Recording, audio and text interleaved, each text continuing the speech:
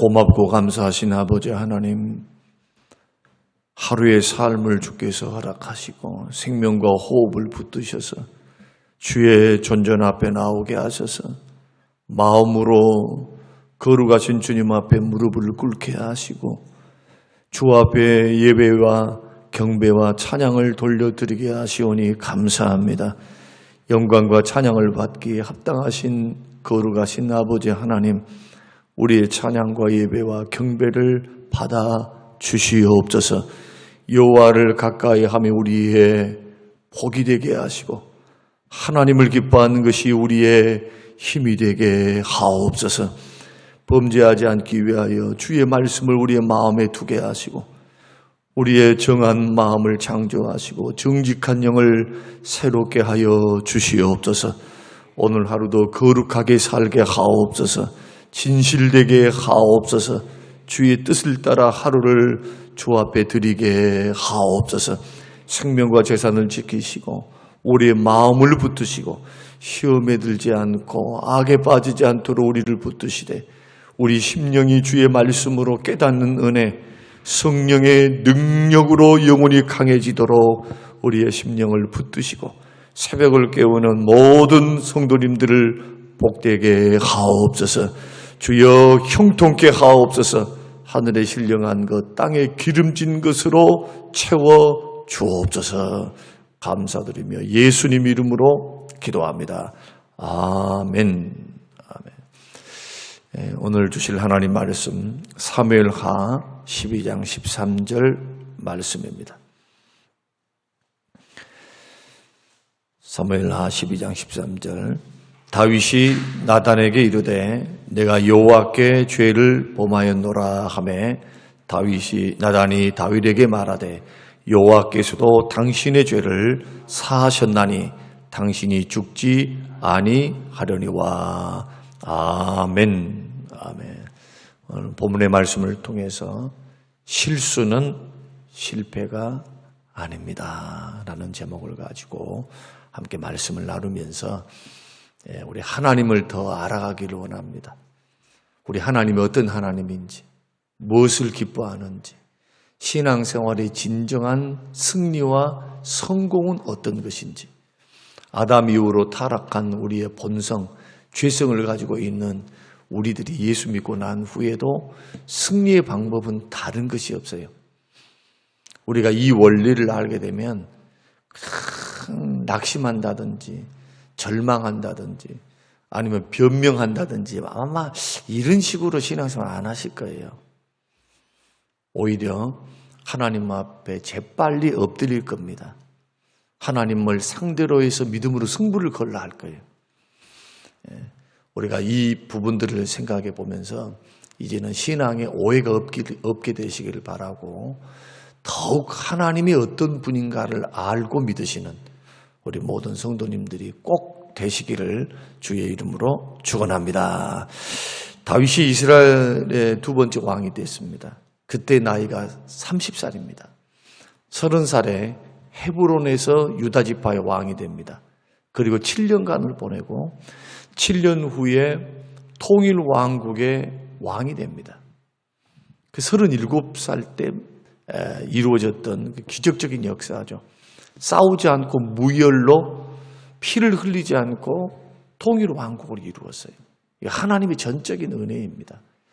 그리고 다윗은 그 37살 때부터 시작해서 33년간을 통일 왕국에 이제 왕으로서 하나님 앞에 이제 섬기게 되는데 한 번도 전쟁에 실패를 하지 않아요.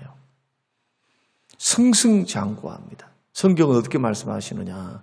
하나님이 다윗을 도우셔서 다윗과 함께함으로. 근데 하나님께서 다윗과 함께 하신 이유는 그에게 기름 부으셔서 그때로부터 성령의 감동을 주시는 것뿐만 아니고 다윗 편에서는 뭐가 있었느냐? 언제나 기도가 앞서요. 성령보다 기도보다 앞서지 않고 언제나 하나님을 앞세우고 하나님을 인정하고 하나님 앞에 언제나 하나님을 자신 앞에 둡니다. 기도했다는 거예요, 기도. 기도로 묻습니다. 나아갈까요? 하나님 어떻게 할까요? 아직도 우리를 해하려고 하는 대적들이 있습니다. 하나님은 가나안의 7족속을 다 하나님 이렇게 물리쳐라고 했는데 이제 블레셋 남았습니다. 그런데 블레셋을 누가 정복을 합니까? 강력한 철병거를 가지고 있었고 아낙 자손이었던 그 자손들을 여부수 자손들이었던 여부수, 그 다음에 아낙 자손, 그리고 블레셋의 그 강력한 민족을 유일하게 해방시켜 쫓아냈던 유일한 인물이 누구냐면 다윗이에요. 다윗.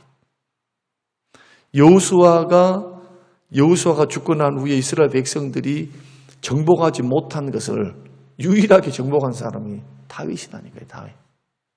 사울이 아니고. 그리고 하나님께서 쫓아내지 말라라고 했던 민족이 있습니다. 모압, 암몬이죠. 모압, 암몬. 왜 모압과 암몬과 에돔에 대해서는 하나님 쫓아내지 말고 싸우지 말라고 하셨습니까? 자기 친족이에요, 친족. 아브라함의 후손들이에요, 다. 물론 거기에는 모압과 암몬은 아브라함의 조카였던 롯의 후손들이죠. 그러니까 거기에 대해서는 하나님께서 싸움을 걸지 말라고 말씀하시죠. 그 시간이 지났습니다. 여호수아 시대가 끝났어요. 그리고 다윗 시대가 되었는데 사울 시대도 마찬가지고 그들이 강력한 적들로 성장을 하게 됩니다. 위협을 해요. 하나님 나라를 위협하는 적들이 돼요. 그래서 하나님께서는 그들도 정복하라고 말씀합니다. 그래서 모압을 정복하고 그리고 블레셋을 정복하고 에돔을 정복하고 다 뭘 받느냐? 조공을 받아요. 그런데 암몬 전쟁을 앞두고 있었습니다. 자, 굉장히 중요한 부분인데 백전백승했다 했죠. 블레셋과의 전투를 5번, 6번 막 전투를 했는데 다 승리했다. 한 번도 패해본 적이 없어요. 모압도 제압을 쉽게 했습니다. 에돔도 제압을 했습니다. 조공을 다 받았어요. 그리고 오늘 본문의 말씀은 무슨 말씀이냐 하면 암몬 전쟁을 앞두었던 때의 일들입니다. 그러니까 이제 전쟁이 얼마나 남았습니까? 암몬 전쟁 하나 남은 거죠. 이때 특이할 상황이 있습니다. 전쟁터에 한 번도 빠지지 않았던 다윗이 전쟁에 쑥 자기는 빠져버려요. 그리고 이제 강력한 군대를 기반으로 해서 자기에게 주신 그 땅덩어리도 크고 군대 기반이 강력하잖아요. 블레셋 다 제압해버렸으니까. 그러니까 거기에다가 헤브론 지방에 있었던 여부수 사람들이 예루살렘은 해발 500m예요. 그러니까 구릉 지역이 살고 있으니까 요새를 지어놓고 살고 있었던 여부수 족속이 있었거든요.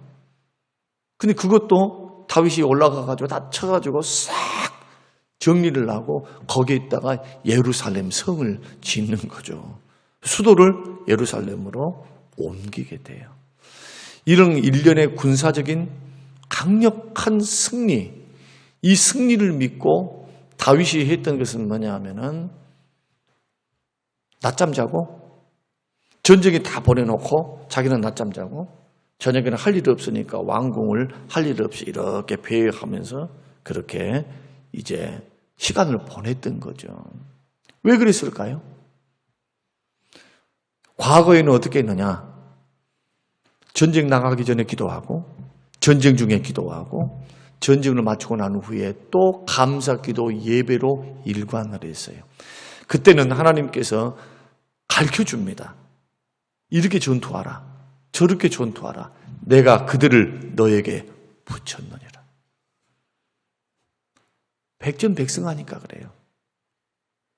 실패를 한 번도 가지 않으니까 방만해졌어요. 긴장을 풀어버린 겁니다. 그 한 번도 전쟁에 실패 안 했으니까 이번에도 뭐 실패할 거야. 실패 안 할 거야. 하나님이 또 오시니까 이제 또 될 거야. 방심이 찾아오니까 어떻게 됩니까? 영적으로 자게 돼요. 긴장을 놔버리게 되는 겁니다. 다윗이 영적으로 깨어있지 않고 긴장을 딱 푸니까 뭐가 보입니까? 목욕하는 여인이 보이는 거예요. 여러분, 이런 성적인 타락은요, 영적으로 그 사람이 타락했다는 증거입니다.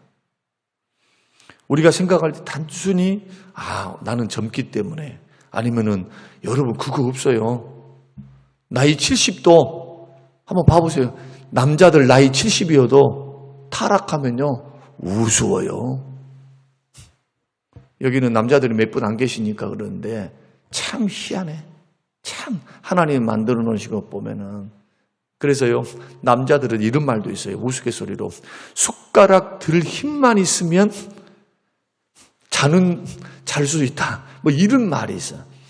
그러니까 나이가 들었다 해가지고 왜 성적인 범죄를 지을까? 왜 거기에 빠질까?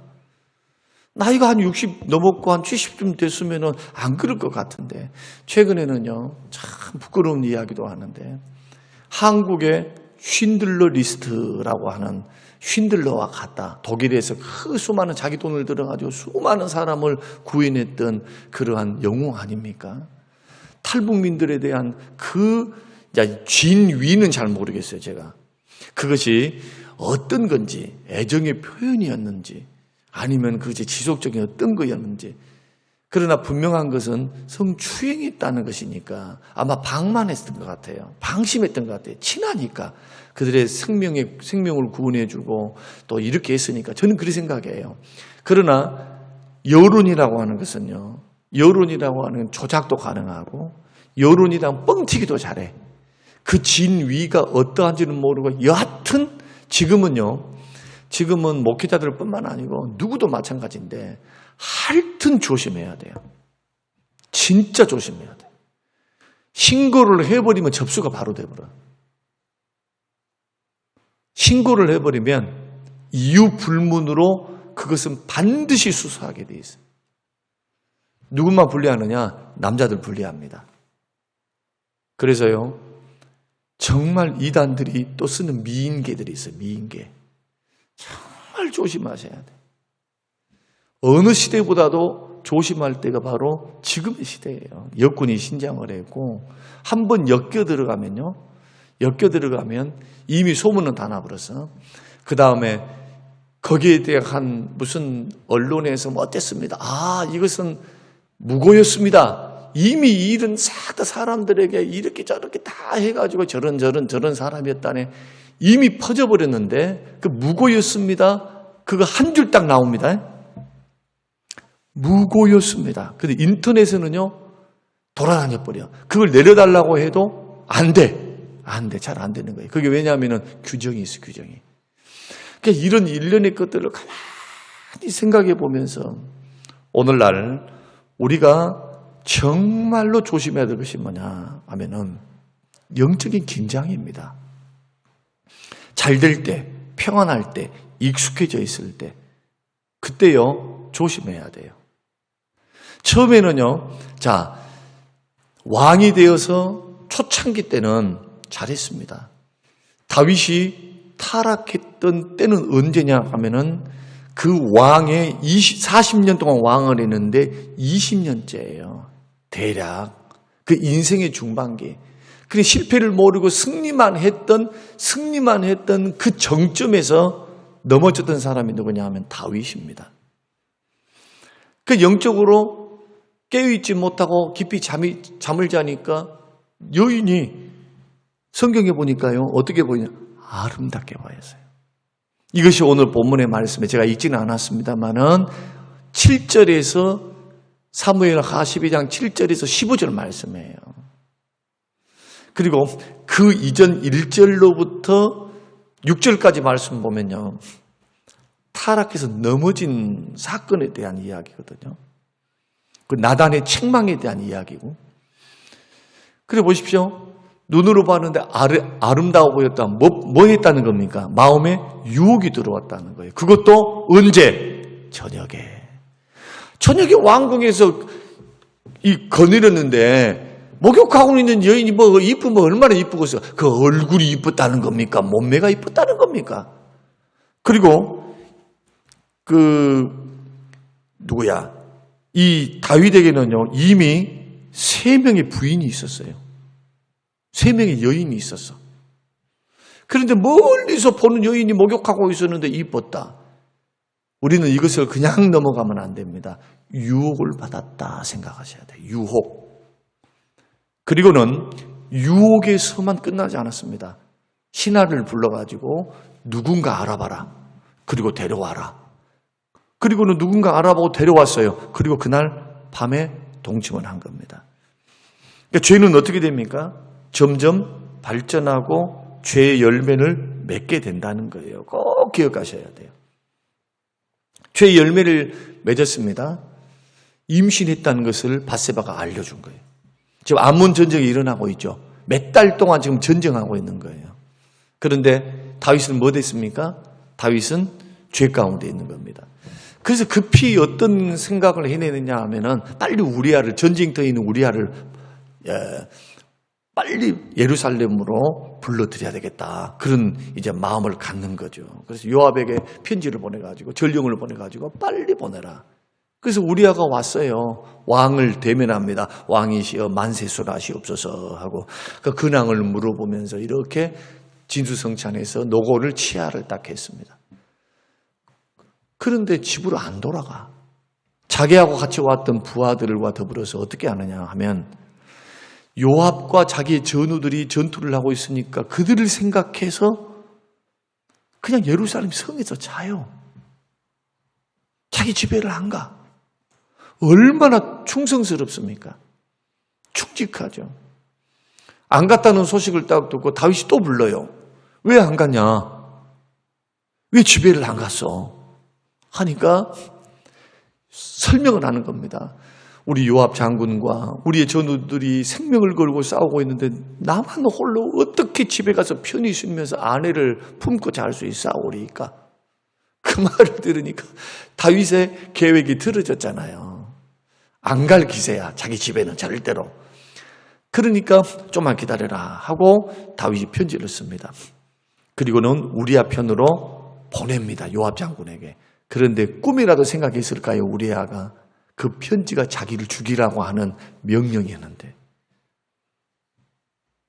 전투가 치열할 때 가장 전투가 치열한 지역에 우리아를 파견을 보내라. 그리고 살며시 부하들에게 말해라. 우리아만 놔두고 쏙 빠져.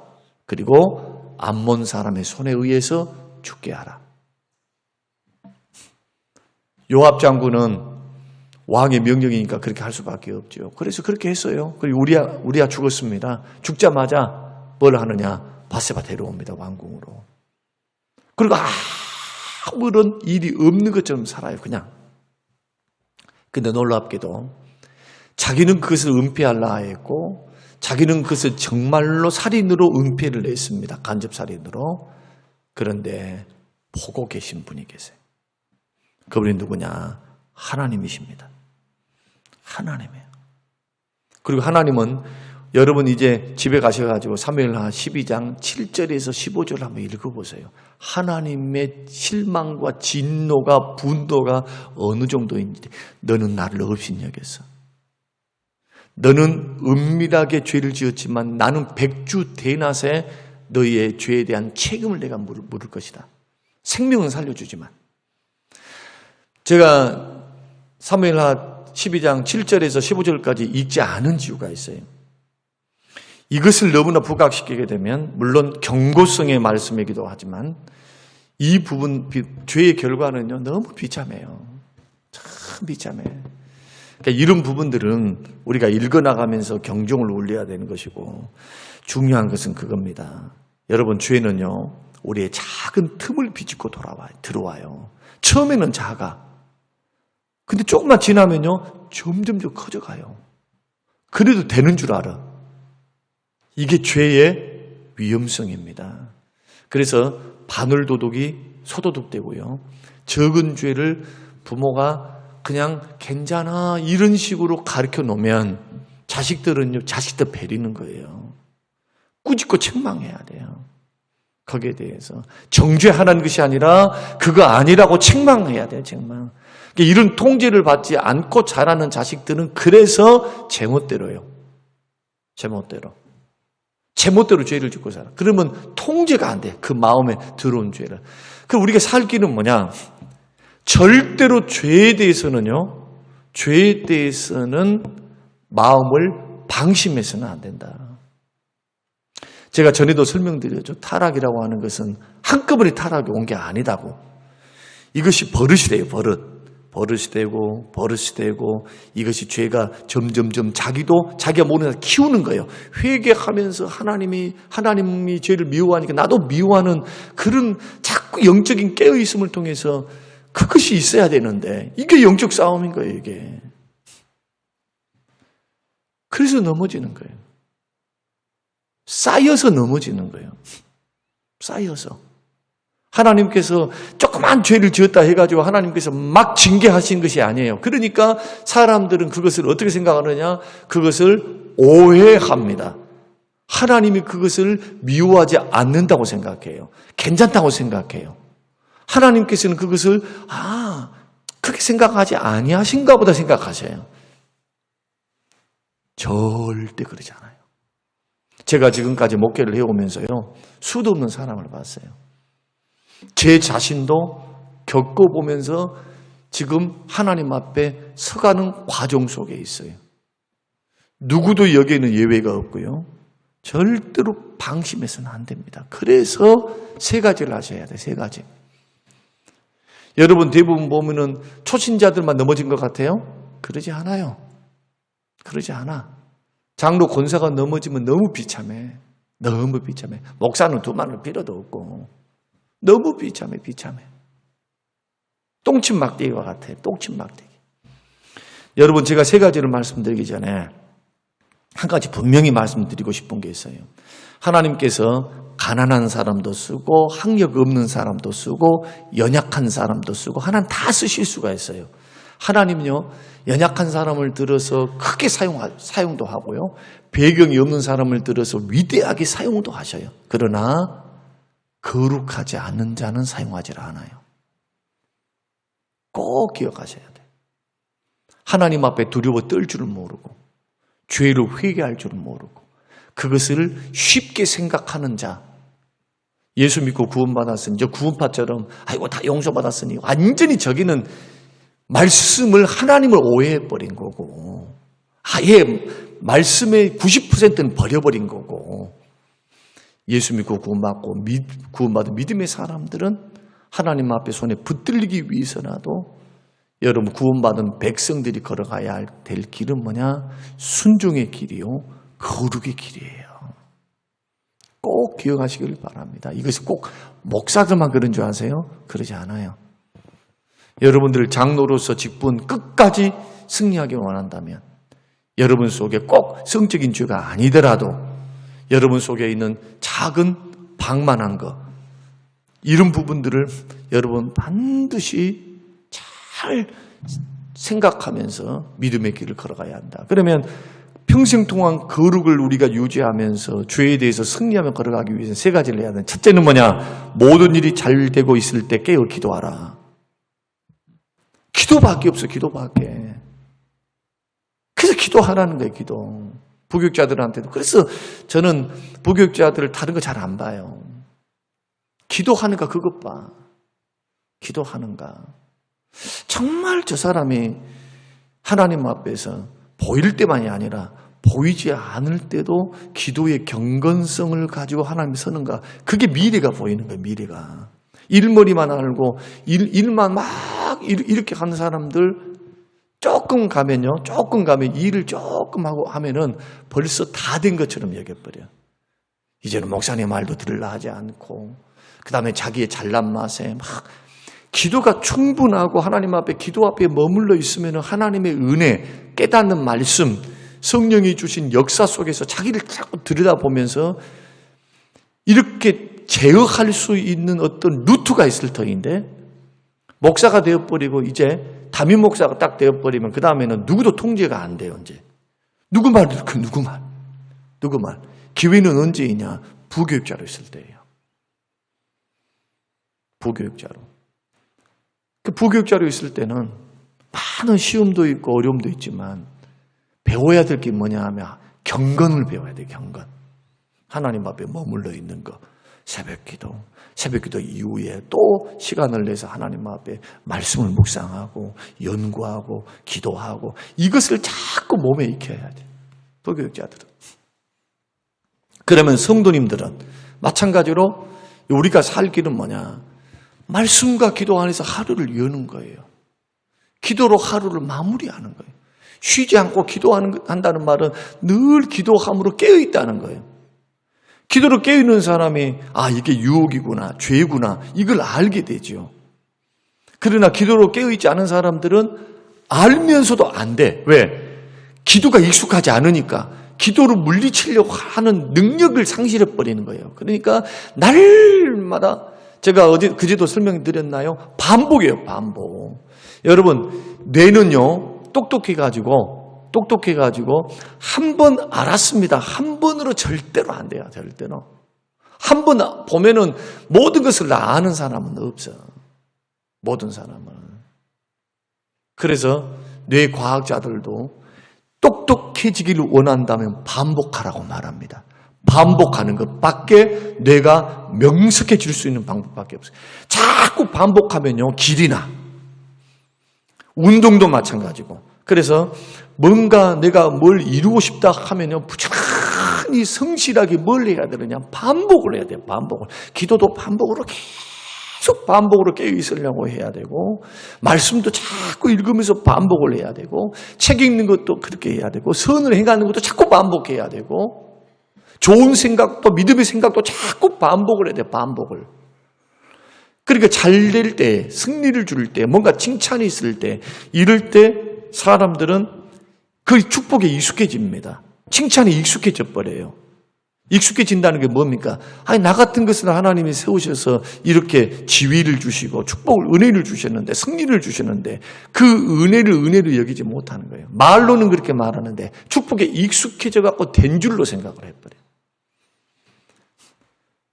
한 피아니스트가 이렇게 말을 했습니다. 하루를 연습하지 않으면 내가 안다. 이틀을 연습하지 않으면 친구들이 알더라. 3일을 연습하지 않으면 청중이 알더라. 기도도 마찬가지. 승리할 수 있는 길, 기도밖에 없어요. 꼭 기도는 주라 달라 그게 아니고 주의 뜻을 찾는 것이지만 더 중요한 것은 기도를 통해서 주의 마음을 알고 주님이 주신 은혜를 힘입어서 승리에 걸어가는 거다. 내일 두 가지를 더 말씀을 드리겠습니다. 오늘 이 새벽에 우리가 좀 지금 이제 사무엘 하 말씀, 이제 열왕기상, 열왕기 하, 역대하 이렇게 해서 이제 몇 번의 설교를 더 이제 우리가 다음 주에 또 나누게 될 텐데 이런 굵직굵직한 흐름을 우리가 이렇게 살펴보았을 때 하나님은 분명해요. 예수 믿고 난 후에도 죄에 대해서는 미워하십니다. 엄청나게 미워하세요. 그래서 실수는 실패가 아닙니다. 기독교인들의 실패는 뭐냐? 예수 믿고 난 후에는 회개하지 않는 거예요. 누구나 다 실수할 수 있어요. 누구나 다 넘어질 수 있어요. 그러나 죄를 감춘다거나 그것을 방만하게 생각하는 사람은 절대 쓰임 못 받습니다. 왜냐? 점점점 죄는 자라가요. 커져가요. 목구멍까지 차요. 눈까지 차요. 그 죄가 가려우면은 눈을 딱 가려우면 그 다음부터는 대책이 없어요. 하나님이 징계밖에 다른 대책이 없어. 그래서 넘어지는 거예요. 넘어졌을 때는 이미 죄가 쌓아온 거예요. 이렇게 한 번에 그랬다고요? 천만의 말씀이에요. 천만의 말씀. 죄를 반복하고 습관적으로 그렇게 한 거죠. 그것이 내재되어 있는 거예요. 그래서 우리의 살 길은 뭐냐? 하여튼 죄를 지으면은 회개한다. 고친다. 깨어있는다. 죄의 결과는 비참하다. 죄가 다 드러나 버리잖아요. 하나님께서 기회를 주신 거예요. 딱 드러나면 그 다음부터는 이제 다가오는 이 책임을 내가 지기에는요. 너무너무 힘이 들어요. 너무너무. 그래서 제가 오늘 이 새벽에 좀 무거운 설교를 했습니다만은 이 골자는 그겁니다. 여러분들을 막 정죄하려고 하는 게 아니고 회개해야 된다는 거예요. 방심하지 말자는 거예요. 기도해야 된다는 거예요. 내일도 더 구체적으로 조금 설명을 드리면서 함께 기도하면서 잘 되고 계십니까? 힘들 때는 그렇게 기도하면서 잘 될 때는 기도 안 하면 안 돼요. 잘 될 때도 기도해야 돼. 자꾸 기도해서 교만에 넘어지지 않고 죄에 넘어지지 않고 방심해서 마귀의 유혹 아름다워 보이더라. 이제 뭐 아내가 3명이나 있는데도 그게 충분한데도 아름다워 보여. 사단의 유혹이죠. 우리 이런 부분들을 그냥 가볍게 여기지 말고 여러분 삶에 좀 적용이 됐으면 좋겠다. 기도의 제목이 되시기를 주의 이름으로 축원합니다. 고마우신 하나님 아버지, 주시는 귀한 말씀들을 우리가 듣고 이 말씀 앞에 서게 하셔서 하나님 다시 한번 하나님 앞에 우리 자신들을 다시 한번 점검합니다. 우리 안에 있는 하나님 죄된 욕망, 죄악의 본성, 육신의 정욕, 안목의 정욕, 이생의 자랑, 하나님 아버지 유혹하는 모든 미혹됨에서부터 이길 수 있도록 시험에 들지 않고 악에 빠지지 않도록 깨어있게 하여 주시옵소서. 감사드리며 예수님 이름으로 기도합니다. 아멘.